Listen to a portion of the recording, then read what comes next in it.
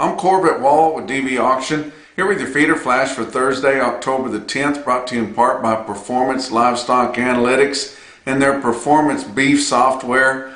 This team has real livestock experience and they're ready to answer questions. Customers can call in 365 days a year and speak to a real person about your problems. They are regularly releasing new updates all the time to keep you up top of everything. For more information, go to performancelivestockanalytics.com. How much pressure can it stand?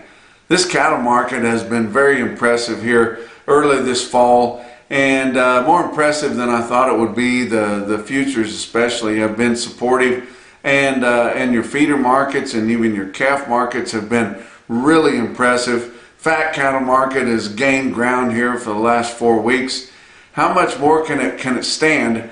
Your futures are overbought, and we can always see that when they've been up for a little bit, but they, with technical signals, they're overbought, and actually fundamentally they're a little bit overbought too. Your feeder cattle spot market for October is sitting right at or just ahead of your index levels, which it's usually coming in right behind there, so it's on the peak there.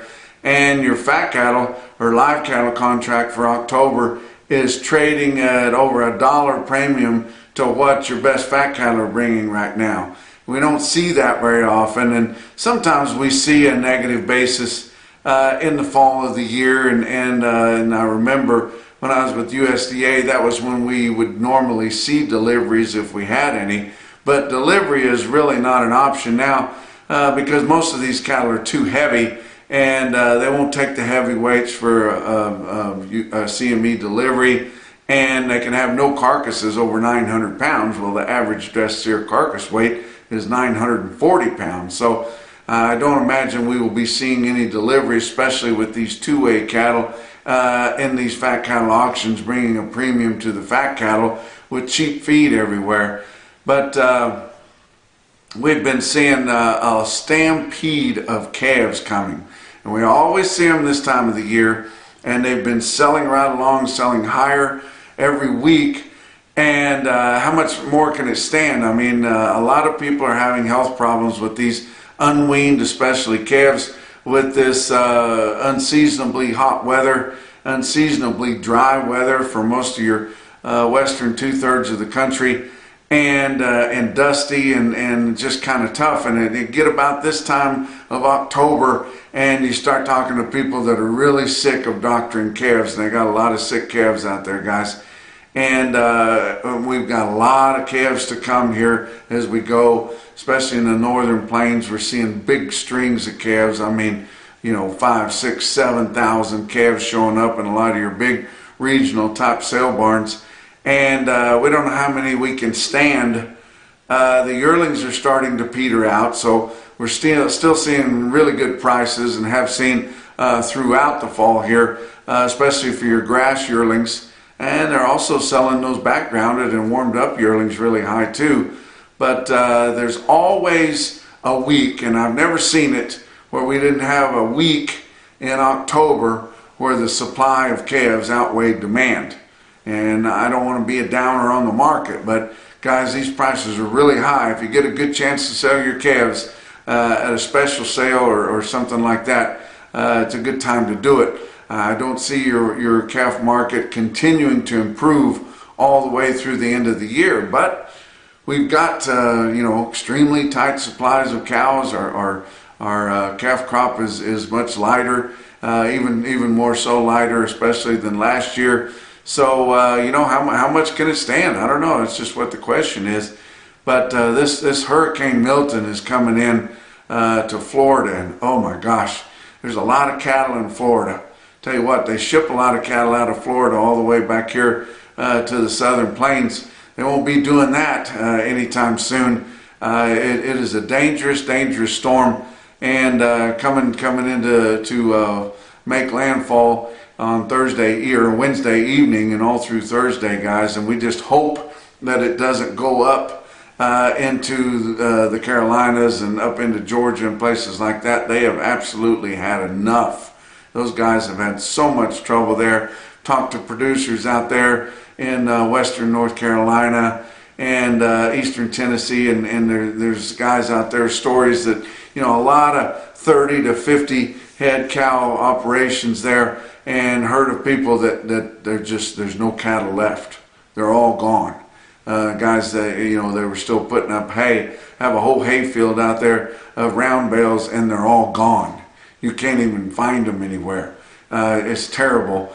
And you know, we've been talking about the fight that I've been involved in against mandatory EID, and one of the big reasons that I'm against it is, especially if we get all classes of cattle involved in it, it's going to be left up to the sale barns to enforce that. Sale barns have got enough stuff to enforce without, you know, keeping the market good and trying to sell the cattle good for their consigners and keeping their buyers happy and all that sort of thing. But, you know, the sale barns are the pillar of the community, yet we put the onus on them to try to enforce everything that comes down the pike, and I just think it's too much for them. But you know, every time, you know, we get bad things that happen, you know, especially in the ag community, who is it? It's the sale barns that step up to the plate to try to raise money.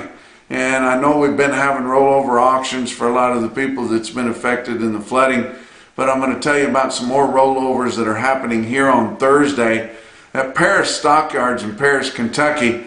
Tim Gayhart family has donated a calf for a rollover sale there for the flood victims. It's going to be at 1 o'clock there at Paris Stockyards, and you can log in on DVAuction and get involved in that rollover, and I encourage you to do that. If you feel it on your heart to get involved in that and try to donate some money, that would be a great opportunity to do it, and it couldn't come from a better place there. We've got another rollover auction that's going to be happening way up in the northern plains at Stockman's Livestock Exchange in Dickinson, North Dakota.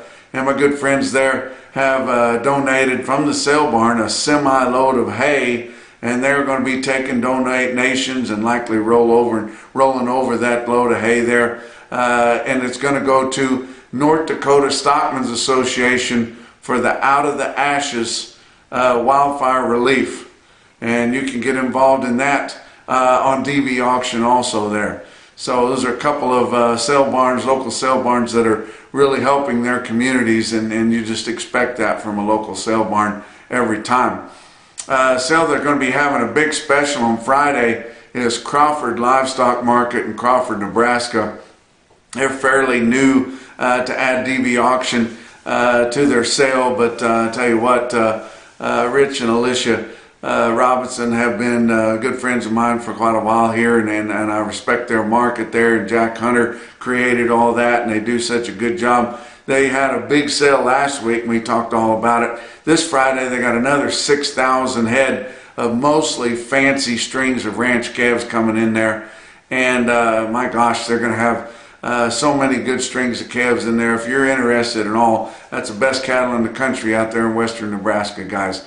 And you know, they're going to be mostly black and black baldy, but they've got 3 big consignments of red Angus steer and heifer calves there. And if you guys are interested in something like that, they're definitely going to have them. And then 260 head of the Stangl Hereford steers, and that's going to draw some attention too. And I tell you what, there's a difference in them Herefords, and the Stangl outfit knows what the difference is, and they've got the goods. Let's check out your board for Wednesday. October live cattle futures were down 27 cents at 188.20. December down 65 cents at 187.22. Your back months were down from 57 to down 95, and the market was on your futures was weaker, but you didn't fall completely out of bed. Of course, your feeder cattle were down a little bit more. October feeder cattle down $1.05 at 249.27. November down 162 at 248.67, and then your back months down from 70 cents to down 157. Grains didn't do a whole lot on Wednesday. December corn was up 1/4 cent a bushel at 421. November beans up 4 cents at 10.20 1/4, and Kansas City hard red winter wheat for December up 5 cents at 608 3/4. Your fat cattle market brought to you by Legacy Beef Cooperative. I encourage you guys to get involved in that. Go to legacybeefcoop.com to find out more information on how you can get involved in that. Talk about your sales, and they did have a few sales on a direct basis out of your 5 area on Wednesday. It was mostly all in Iowa. They sold 3,200 head, only a couple hundred head more than that before Wednesday, but your live price in Iowa was 186 to 187, and that's mostly steady. Most everybody else holding out for more money. Nebraska sold just 100 head, and it was a mixed bag of steers and heifers at 187, and that shows some strength there, about as close to the top of what they got last week. Of course, the Southern Plains, Kansas, and Texas have not sold a hoof as of yet. They're hoping for at least steady money and maybe a buck higher. Glacial Lakes Livestock in Watertown, South Dakota had a fat cattle auction. 300 head there. Fat cattle and steers, the conventional fat cattle sold from 184 to 189. They were a buck higher. Program fat cattle bring from 187 to 189 at Glacial Lakes Livestock. Didn't have a test on fat Holstein steers. They did have fat fed cows from 130 to 140 and a half.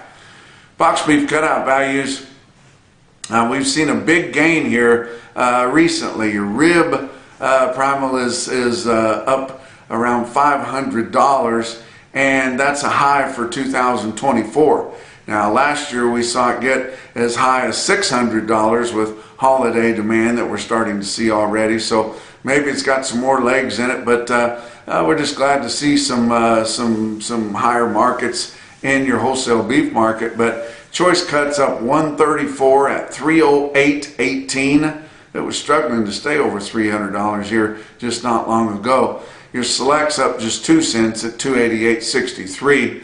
Your slaughter is expected to be under 600,000 this week, and that's really light. And we're running behind schedule here this week so far, but up through the first 3 days of this week, 359,000 head of cattle estimated slaughter. That's 8,000 less than last week and 18,000 less than the same week a year ago.